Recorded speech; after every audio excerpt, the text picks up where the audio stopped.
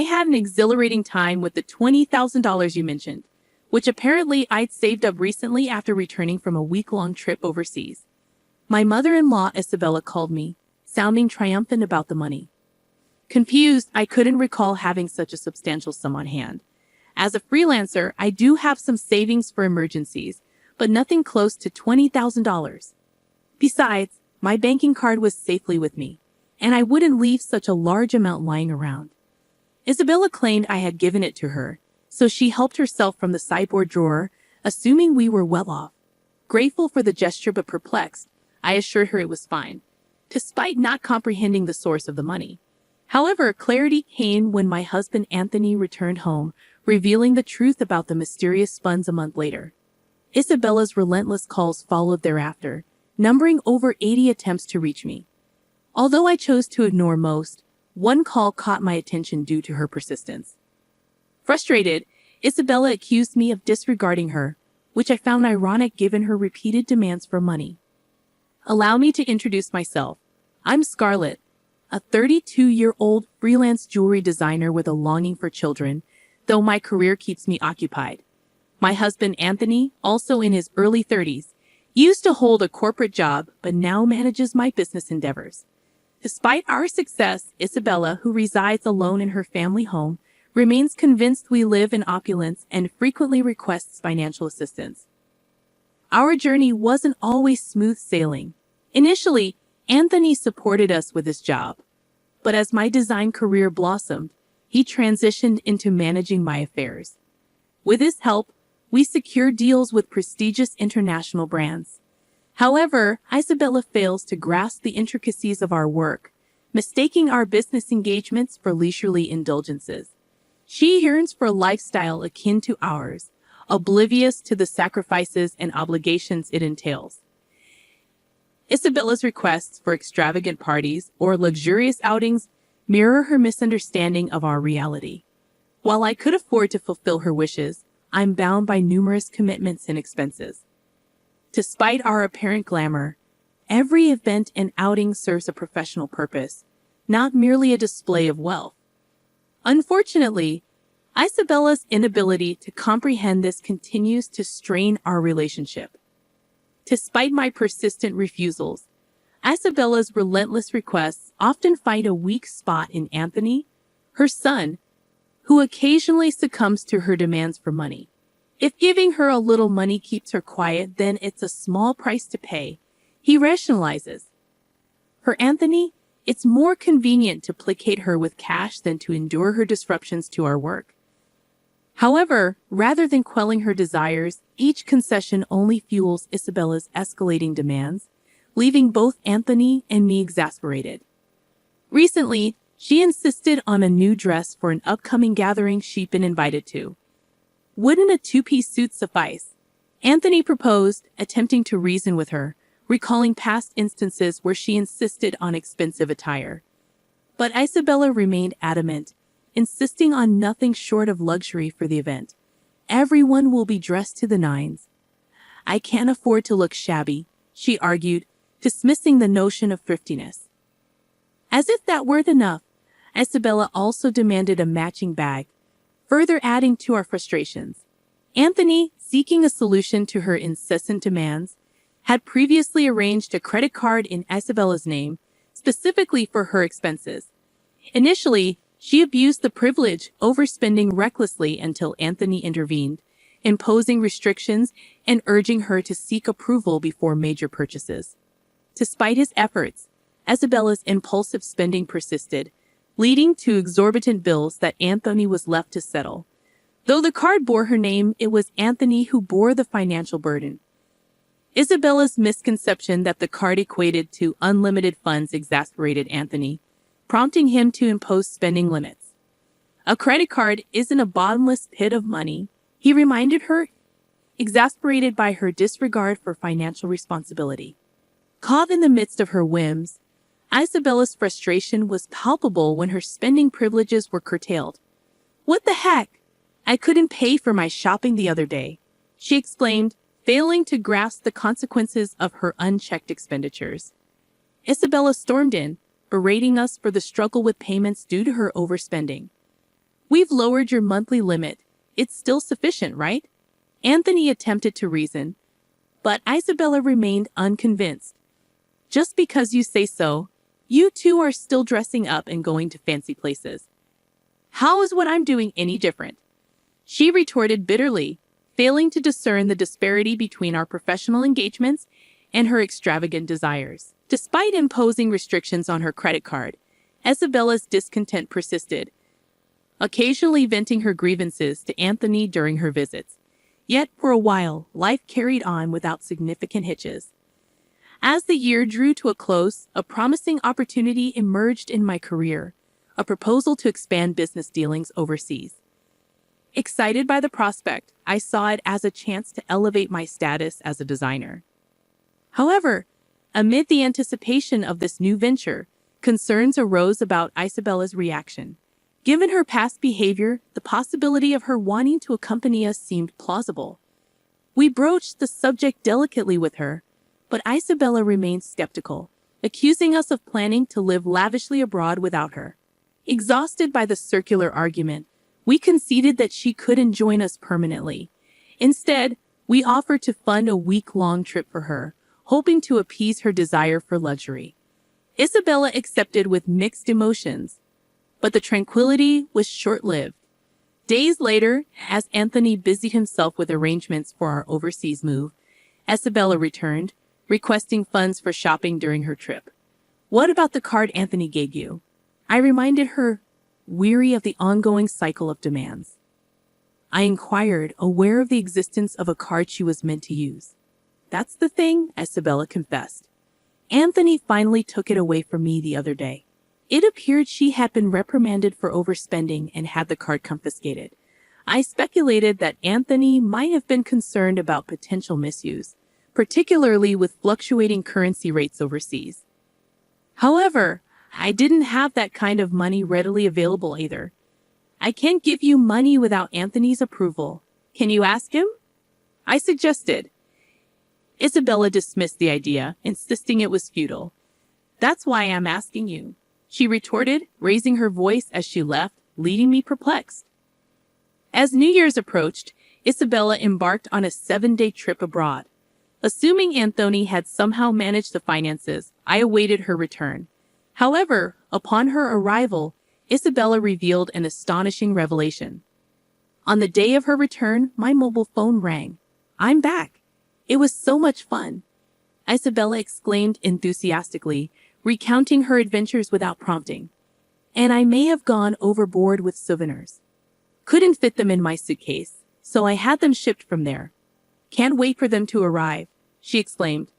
Perplexed, I responded, feeling a sense of annoyance creeping in. "Thanks to the money you saved up, I had a blast," she continued, referring to the mysterious funds.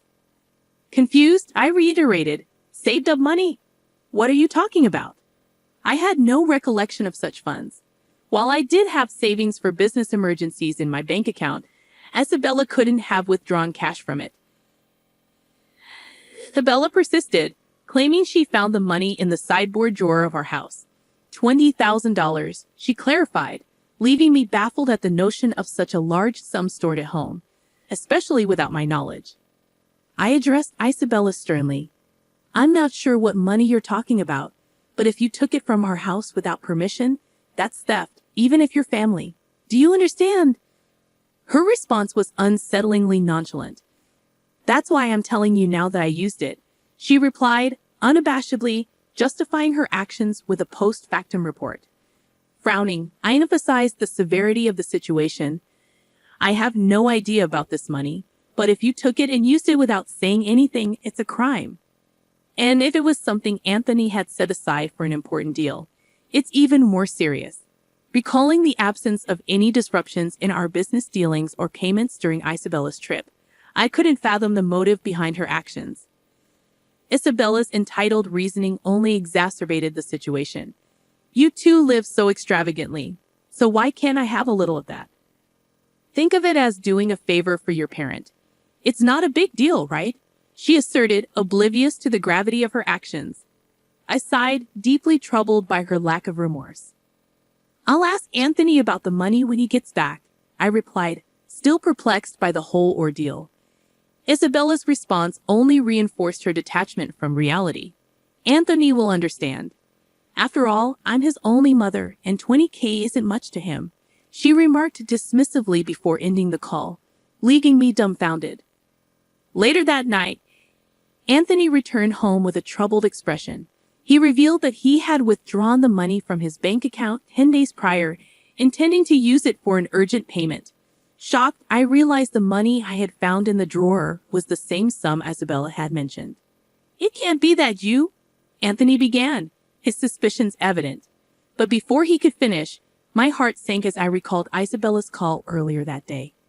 "No, today Isabella called, saying thanks for the 20K. Had a blast," I confessed, dreading the repercussions of her actions. I struggled to comprehend what my mother-in-law had done. So it was Anthony's money after all, but what was such a large amount meant for? "Hey, if it wasn't for a business payment, we've been doing bank transfers for a long time, right? Why cash all of a sudden?" I questioned, still puzzled by the situation. Realizing it was Anthony's money but still lacking clarity, I turned to him for answers. "So, Mom took it without saying. Then it's her fault," I suggested, seeking confirmation. Anthony began to explain the circumstances behind the large sum left at home.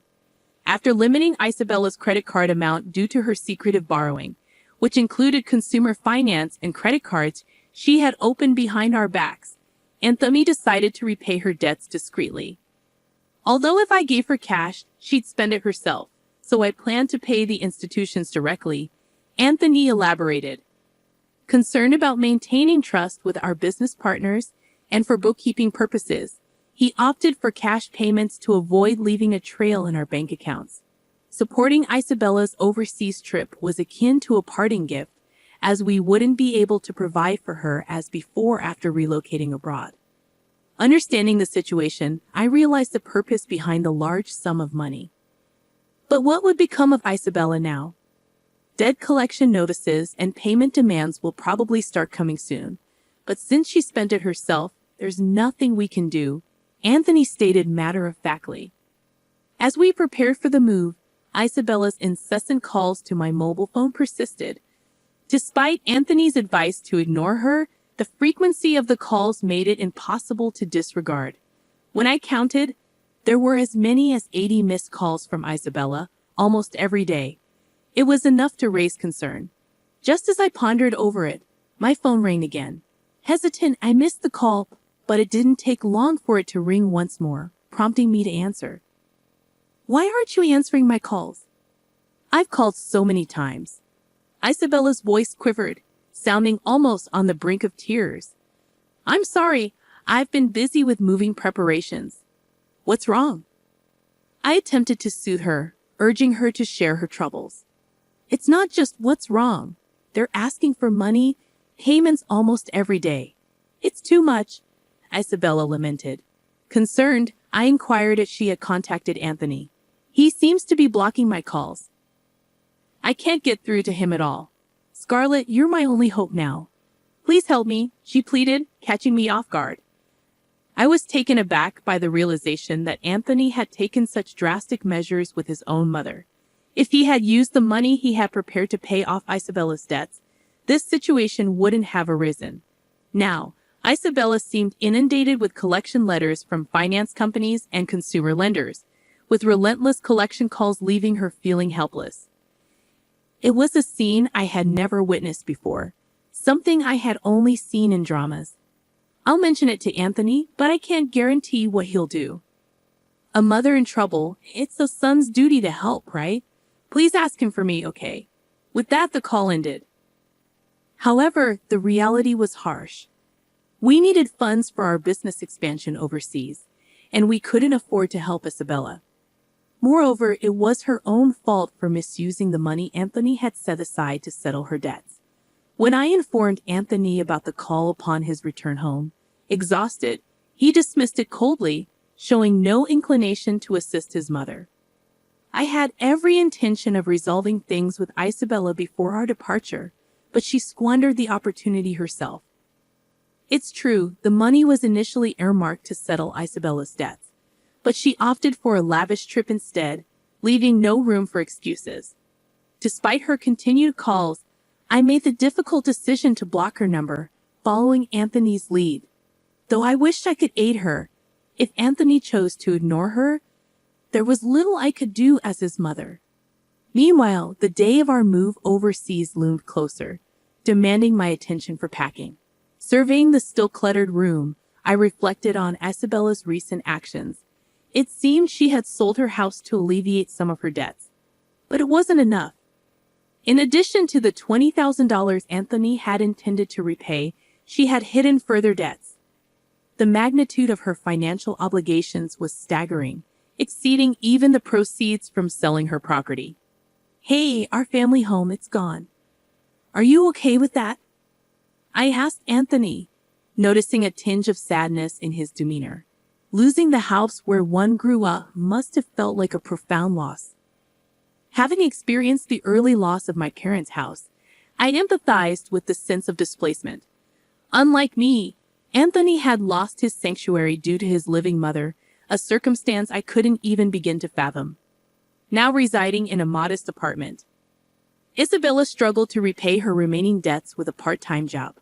At her age, finding work must have been challenging. While I harbored some sympathy for her situation, the repercussions of her reckless spending were undeniable. Even for the elderly, accountability for one's actions remained paramount. As my business flourished overseas and opportunities continued to arise, I found myself inundated with offers from unexpected quarters. Grateful for the newfound success, I juggled a hectic schedule, leaving little time for rest or exploration.